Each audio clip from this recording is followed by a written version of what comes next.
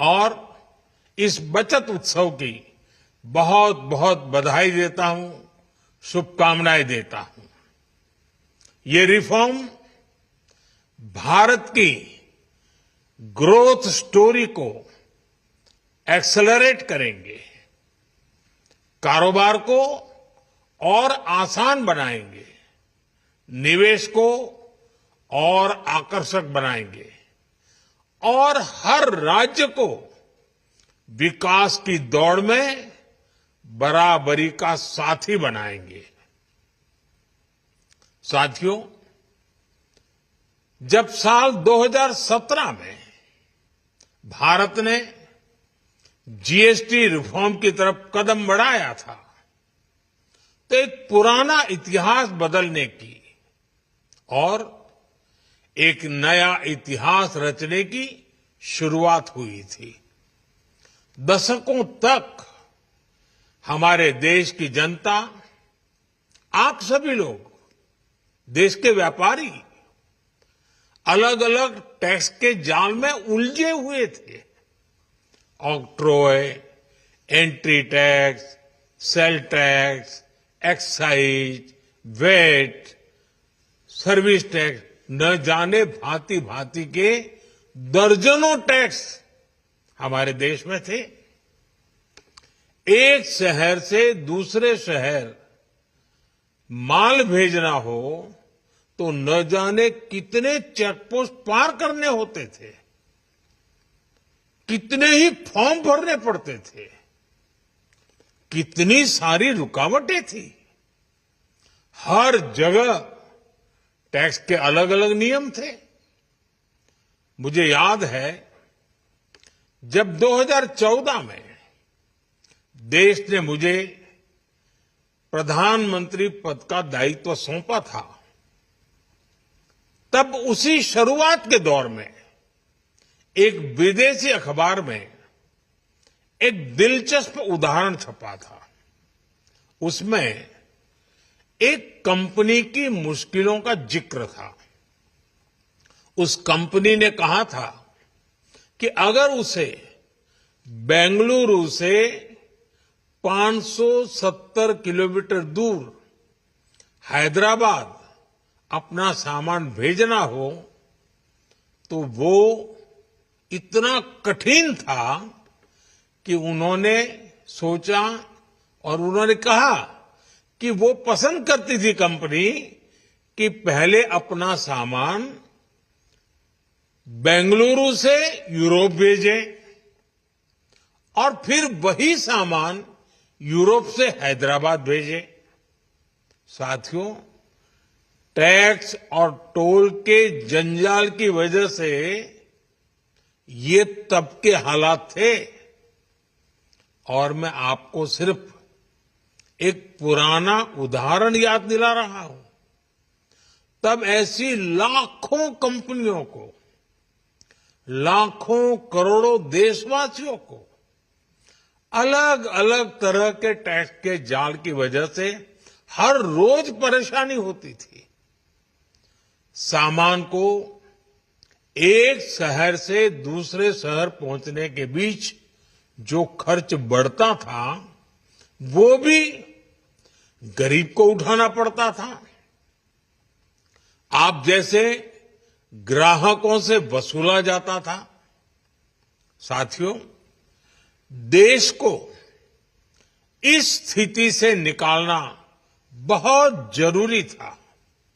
इसलिए जब आपने हमें 2014 में अवसर दिया तो हमने जनहित में, देशहित में जीएसटी को अपनी प्राथमिकता बनाया। हमने हर स्टेक होल्डर से चर्चा की। हमने हर राज्यों की हर शंका का निवारण किया, हर सवाल का समाधान खोजा।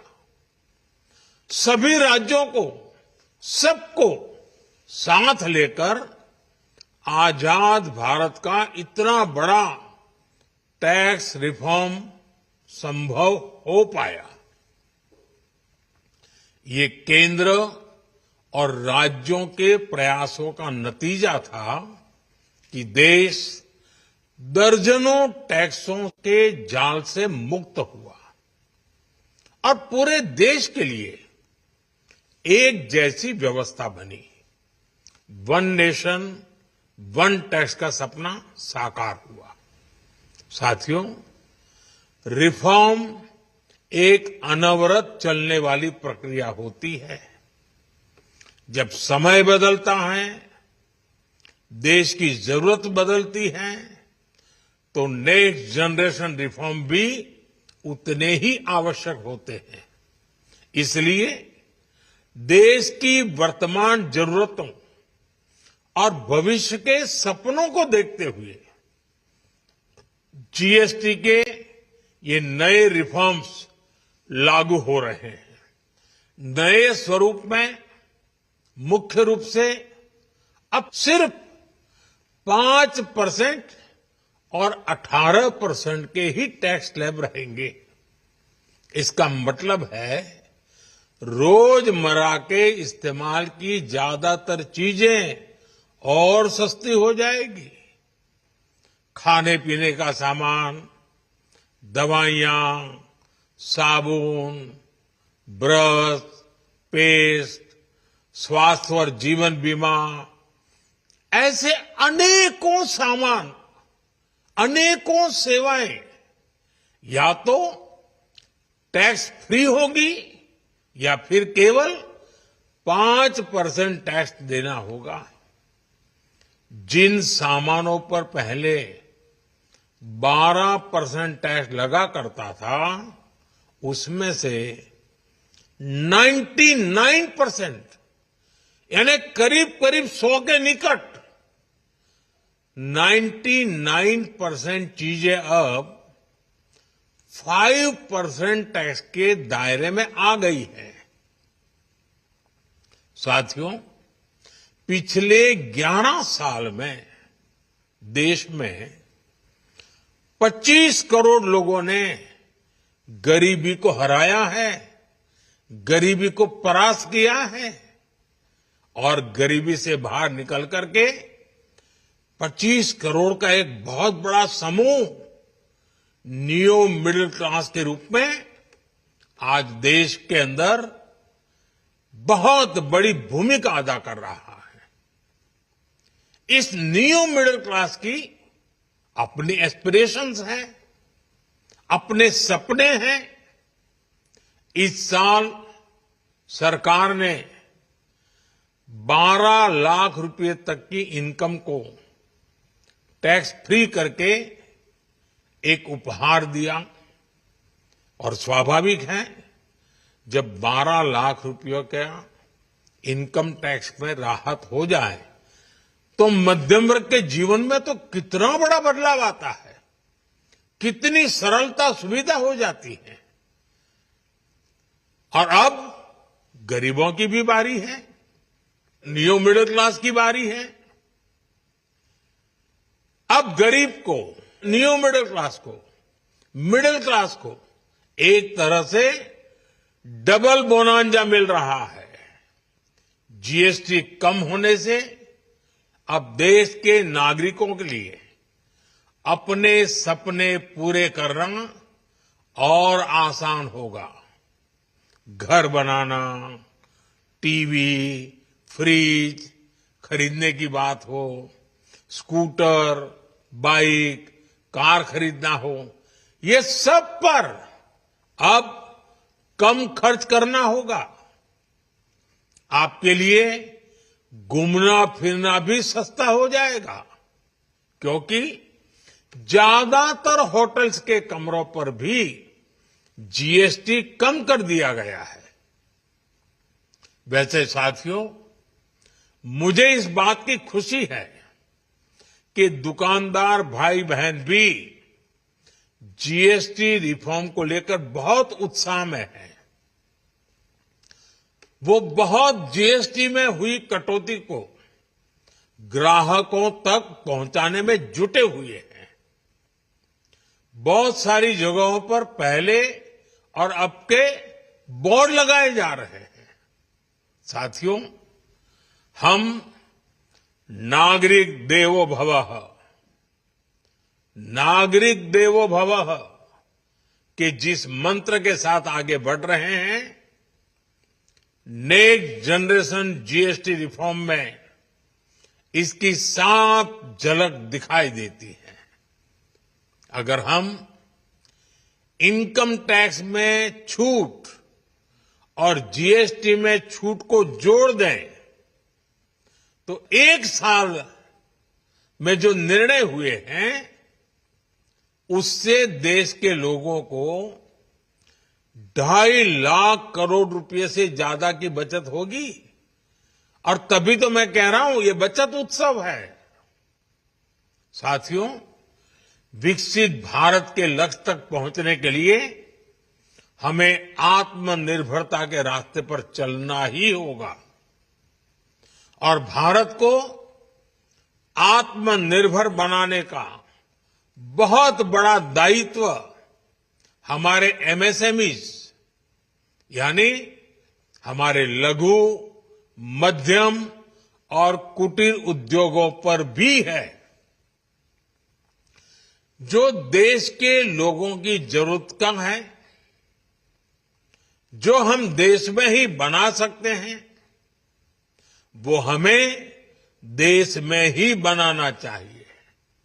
साथियों, जीएसटी की दरें कम होने से नियम और प्रक्रियाएं और आसान बनने से हमारे एमएसएमईज, हमारे लघु उद्योगों को, कुटीर उद्योगों को बहुत फायदा होगा। उनकी बिक्री बढ़ेगी और टैक्स भी कम देना पड़ेगा, यानी उनको भी डबल फायदा होगा। इसलिए आज मेरी एमएसएमई से लघु उद्योग हो, सूक्ष्म उद्योग हो, कुटीर उद्योग हो, आप सबसे बहुत अपेक्षाएं हैं। आपको भी पता है, जब भारत समृद्धि के शिखर पर था तब भारत की अर्थव्यवस्था का मुख्य आधार हमारे एमएसएमईज थे, हमारे लघु और कुटीर उद्योग थे। भारत की मैन्युफैक्चरिंग, भारत में बने सामानों की क्वालिटी बेहतर होती थी। हमें उस गौरव को वापस पाना है। हमारे लघु उद्योग जो बनाए वो दुनिया में हर कसौटी पर बेस्ट हो, उत्तम से उत्तम हो। हम जो मैन्युफैक्चर करें वो दुनिया में आन बान शान के साथ बेस्ट के सारे पैरामीटर को पार करने वाला हो। हमारे प्रोडक्ट्स की क्वालिटी दुनिया में भारत की पहचान बढ़ाए, भारत का गौरव बढ़ाए। हमें इस लक्ष्य को लेकर काम करना है। साथियों, देश की स्वतंत्रता को जैसे स्वदेशी के मंत्र से ताकत मिली, वैसे ही देश की समृद्धि को भी स्वदेशी के मंत्र से ही शक्ति मिलेगी। आज जाने अनजाने हमारी रोजमर्रा की जिंदगी में बहुत सी विदेशी चीजें जुड़ गई है, हमें पता तक नहीं है। हमारे जेब में कंघी विदेशी है कि देसी, हमें पता ही नहीं है। हमें इनसे भी मुक्ति पानी होगी। हम वो सामान खरीदें जो मेड इन इंडिया हो, जिसमें हमारे देश के नौजवानों की मेहनत लगी हो, हमारे देश के बेटे बेटियों का पसीना हो। हमें हर घर को स्वदेशी का प्रतीक बनाना है, हर दुकान को स्वदेशी से सजाना है। गर्व से कहो, ये स्वदेशी हैं। गर्व से कहो, मैं स्वदेशी खरीदता हूं। मैं स्वदेशी सामान की बिक्री भी करता हूं। ये हर भारतीय का मिजाज बनना चाहिए। जब ये होगा तो भारत तेजी से विकसित होगा। मेरा आज सभी राज्य सरकारों से भी आग्रह है, आत्मनिर्भर भारत के इस अभियान के साथ, स्वदेशी के इस अभियान के साथ अपने राज्यों में मैन्युफैक्चरिंग को गति दे। पूरी ऊर्जा से, पूरे उत्साह से जुड़े, निवेश के लिए माहौल बढ़ाएं। जब केंद्र और राज्य मिलकर आगे बढ़ेंगे तो आत्मनिर्भर भारत का सपना पूरा होगा। भारत का हर राज्य विकसित होगा, भारत विकसित होगा। इसी भावना के साथ मैं फिर एक बार इस बचत उत्सव की अनेक अनेक शुभकामनाएं देते हुए अपनी बात समाप्त करता हूं। एक बार फिर आप सबको नवरात्रि की, जीएसटी बचत उत्सव की बहुत बहुत शुभकामनाएं, बहुत बहुत धन्यवाद।